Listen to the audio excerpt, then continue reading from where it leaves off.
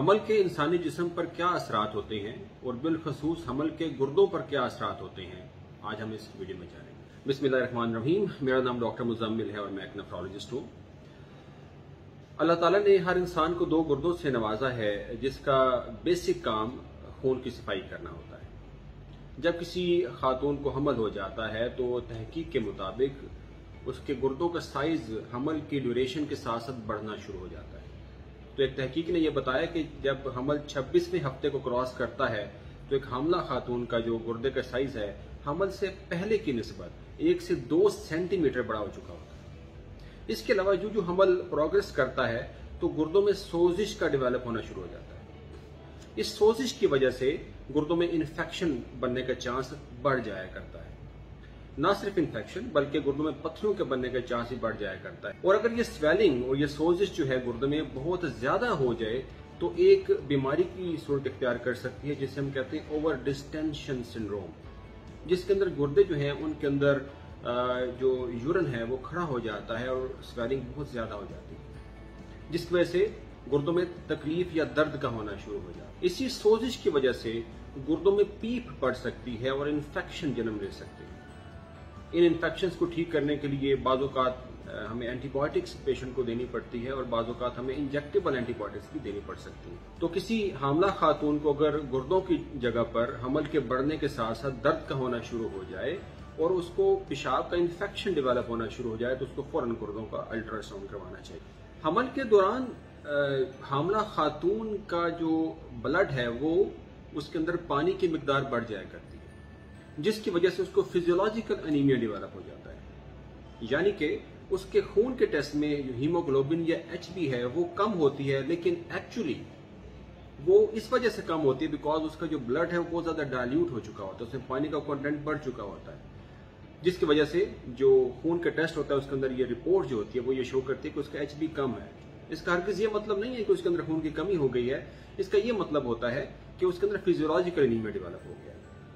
हाँ, अगर ये कमी ज्यादा से ज्यादा होती जाए और उसकी वजह से सांस की तंगी होना शुरू हो जाए और नकाहत और थकावट बहुत ज्यादा होना शुरू हो जाए तो अपने मौलिज से फौरन राब्ता करने की जरूरत होती है। हमल के दौरान दिल की धड़कन 10 से 20% बढ़ जाया करती है। इसके अलावा हमल के दौरान जो दिल की पंपिंग होती है वो भी इंक्रीज हो जाया करती है। हमल के दौरान ब्लड प्रेशर जो है किसी हामला खातून का वो हमल से पहले की निस्बत 10 मिलीमीटर एचजी तक कम हो सकता है। इसकी रीजन एक मादा होता है जिसे हम कहते हैं वास्कुलर एंडोथेलियल ग्रोथ फैक्टर। उसकी वजह से वो हमल के दौरान क्योंकि उसकी मिकदार बढ़ जाती है हमारे खून में तो उसकी वजह से ब्लड प्रेशर कम हो जाता है। जो हमल बढ़ता जाता है तो पेट का गर्थ बड़ा होता जाता है, जिसकी वजह से जो बच्चा दानी है उसका प्रेशर आसपास के अज़ा पर पड़ना शुरू हो जाता है।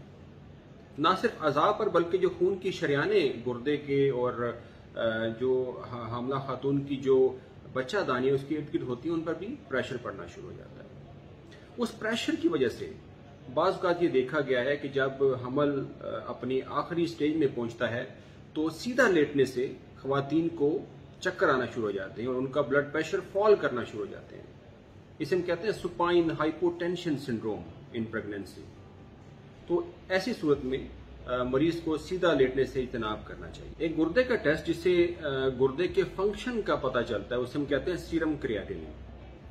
तो हमल के दौरान सीरम क्रिएटिनिन का टेस्ट जो है हमल से पहले की निस्बत कम हो जाया करता है। जैसे फॉर एग्जांपल अगर हमल से पहले किसी खातून का सीरम क्रिएटिनिन 0.8 था तो हमल के दौरान वो कम होता जाएगा और 0.5 तक पहुंच जाएगा। तो अगर किसी हामला खातून का क्रिएटिनिन उतना ही रह रहा है जितना पहले था या उससे हल्का सा बढ़ भी गया है, दैट मीन्स कि कोई गुर्दे की इंजरी उसके अंदर डेवलप हो चुकी है। हमल के दौरान जो हामला खातून के गुर्दे होते हैं उनमें से ज्यादा मिकदार में glucose, folic acid, vitamin, calcium और यूरिक एसिड जो है वो उसका अखराज शुरू हो जाता है। इन विटामिन के अखराज की वजह से हामला खातून के अंदर विटामिन की और फोलिक एसिड की कमी डेवलप हो जाती है, इसलिए हामला खातून को विटामिन और फोलिक एसिड लेने की जरूरत पेश आती है। इसके अलावा हमला खातून का जो ग्लूकोज लेवल है वो भी गुर्दे के जरिए से ज़ाया होना शुरू हो जाता है, इसलिए अगर किसी हमला खातून का यूरिन का टेस्ट किया जाए तो उसमें ग्लूकोज पॉजिटिव आएगा। इसका हरगिज़ ये मतलब नहीं है कि उसको शुगर डेवलप हो गई है, ये एक फिजियोलॉजिकल फिनोमेना है जो कि एक हामला खातून के अंदर डेवलप होता है।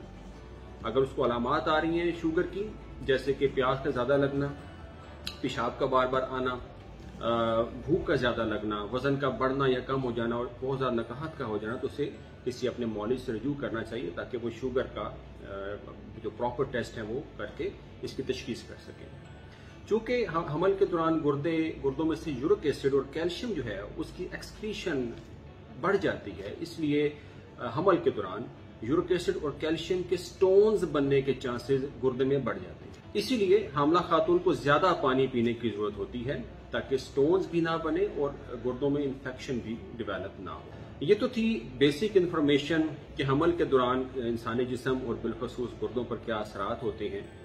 नेक्स्ट वीडियो में हम आपको बताएंगे कि किसी हामला खातून के गुर्दे जो हैं अगर वो ख़राब होते हैं तो उनके पीछे क्या वजूहात होती हैं, और अगर किसी हामला खातून के गुर्दे पहले से ही ख़राब थे तो उसको मज़ीद अपने हमल के दौरान में कौन कौन सी एहतियाती तदाबीर इख्तियार करनी चाहिए।